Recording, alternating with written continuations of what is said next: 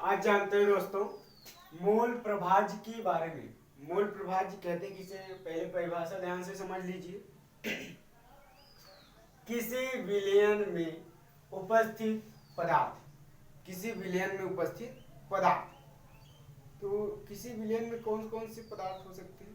दो रूप में हो सकते हैं, एक विलेय के रूप में पदार्थ हो सकता है, एक विलायक के रूप में। ठीक है, तो किसी विलयन में उपस्थित पदार्थ यानी वो पदार्थ क्या हो सकता है, विलेय या विलायक, तथा उस विलयन यानी जो विलयन बना है विलेय और विलायक को मिलाकर के, तथा उस विलयन के मोलों की संख्या के अनुपात को मोल प्रभाज्य कहते हैं। किसी विलयन में उपस्थित पदार्थ तथा उस विलयन के मोलों की संख्या के अनुपात को मोल प्रभाज्य कहते हैं। यदि विलेय का मोल प्रभाज्य, ध्यान से देखिए, यदि विलेय के मोलों की संख्या कितनी है, स्मॉल n है, तथा विलायक के मोलों की संख्या कितनी है, कैपिटल N। तो अब विलयन के मोलों की संख्या क्या हो जाएगी, ध्यान से समझिए। विलयन की मोलों की संख्या क्या हो जाएगी, small n plus capital N। ठीक है, क्या हो जाएगी विलयन के मोलों की संख्या। कैसे? क्योंकि विलयन में दो ही चीज होता है, एक विलेय होता है, एक विलायक होता है। तो विलेय और विलायक मिलकर के क्या बनाते हैं, विलयन मिलाते हैं। जब उनके मोलों की संख्या इतना और इतना है, इनको जोड़ देंगे तो विलयन की मोलों की संख्या आ जाएगी। अब देखिए विलेय का मोल प्रभाज्य, कौन से पदार्थ की हम बात कर रहे हैं, विलेय की। जब विलेय का मोल प्रभाज्य की बात करेंगे तो विलेय और विलयन के मोलों की संख्या का अनुपात, विलेय देखिए यहाँ पे, विलेय के मोलों की संख्या बटा में विलयन के मोलों की संख्या। विलेय की मोलों की संख्या हमने क्या माना है, n, और विलयन की मोलों की संख्या क्या हो जाएगी, ये दोनों जोड़ के यहाँ n प्लस कैपिटल N। इसी प्रकार से विलायक के मोलों की, विलायक का मोल प्रभाज्य क्या होगा, विलायक यहाँ पे पदार्थ कौन है, विलायक है, तो विलायक के मोलों की संख्या बटा में विलयन के मोलों की संख्या, कैपिटल N बटा में small n plus capital N। आगे हम लोग दोस्तों इस पे जो है सवाल के बारे में डिस्कस करते हैं।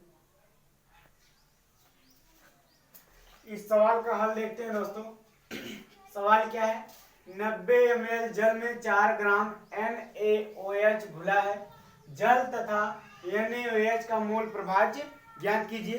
तो मोल प्रभाज्य ज्ञात करने के लिए पहले हमें क्या ज्ञात होना चाहिए, उस पदार्थ की मोलों की संख्या, तथा में साथ में क्या ज्ञात होनी चाहिए, विलयन के मोलों की संख्या। पहले हम जल के मोलों की संख्या निकाल लेते हैं। जल के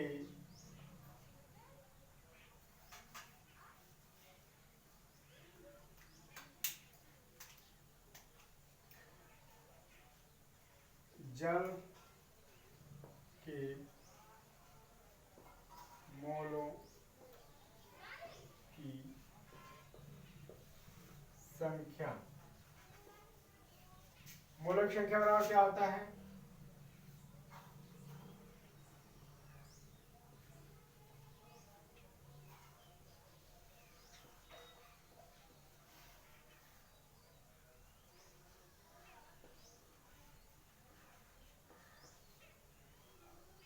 द्रव्यमान बटा अणुभार। जल का द्रव्यमान कितना है, 90 है। ठीक, अब इसका अणुभार कितना होता है, देखिए ध्यान से समझ लीजिए।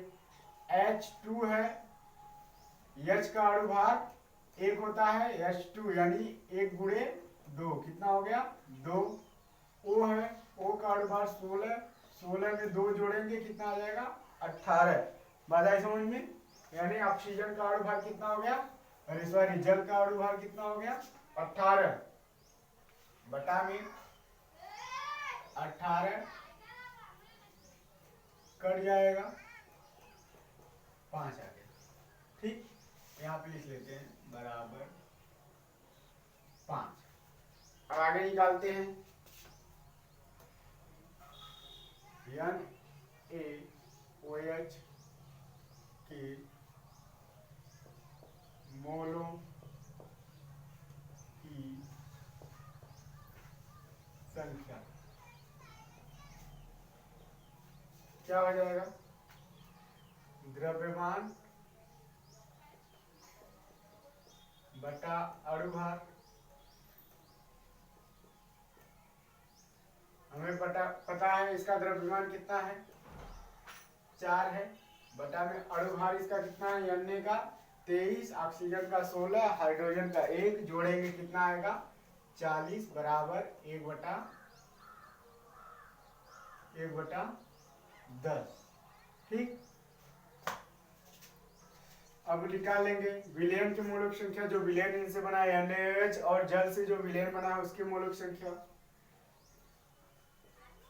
जल के मोलों की संख्या, ध्यान समझिएगा, ये क्या है, स्मॉल n है और ये क्या है, कैपिटल N है। ठीक, क्या हो जाएगा, small n plus capital N बराबर क्या हो जाएगा 1/10 प्लस 5, क्या हो जाएगा। ठीक, अब आगे निकालते हैं हम लोग दोस्तों।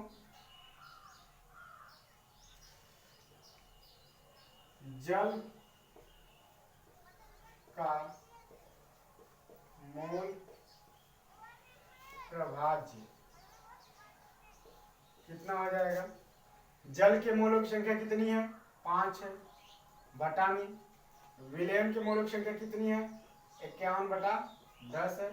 इसके बटा 1 करेंगे, इसका गुणा इसमें होगा, इसका गुणा इसमें होगा, कितना हो जाएगा 5 गुणे 1 बटा में 51 गुणे 10, 5 1 का 5, 5 दूना 10, बचा कितना 1/102। ठीक है, ये आ गया। आगे निकालते हैं NaOH के मोल प्रभाज्य का मोल प्रभाज्य कितना हो जाएगा, ये हो जाएगा स्मॉल n यानी 1/10 बटा में 51/10। ठीक, इससे कैंसिल हो जाएगा 1/51, यही आ गया मोल प्रभाज्य। ठीक है, धन्यवाद। आप लोग बढ़िया से इसको जो है पढ़िएगा और रिवाइज कीजिएगा। ठीक है, धन्यवाद।